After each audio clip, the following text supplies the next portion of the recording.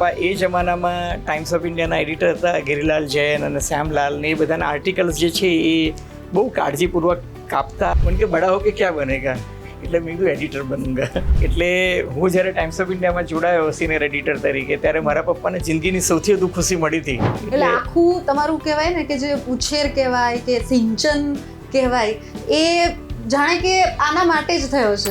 Reading હતું ને એનાથી બહુ જ મદદ મળી. અને હું આજે પણ જો કોઈ મને નવી પેઢીનું પૂછે તો હું કહું કે એકમાત્ર સક્સેસ ફોર્મ્યુલા છે એ વાંચન, વાંચન અને વાંચન. એટલે મને જે દુઃખ છે આજની તારીખમાં એ છે કે ભાઈ યુદ્ધ થાય ને ત્યારે સૌથી પહેલો ભોગ જે છે એ સત્યનો લેવાતો હોય છે. ત્યારે એ સિરિયસનેસ નથી રહી, જવાબદારી નથી રહી. કલમ જ્યારે હાથમાં લઈ એક્ઝેક્ટલી જીવન જેવું જીવું છું એવું કાગળ પર ઉતારું છું, કાગળ પર ઉતારું છું પછી એને મઠારું છું.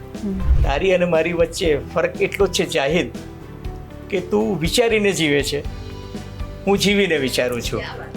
સદાબહાર લમ્હેમાં આ રવિવારે મળીશું જાણીતા પત્રકાર અને editor Ajay ઉમટને.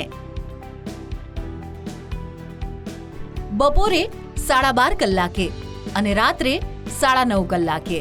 Only on TV13 Gujarati.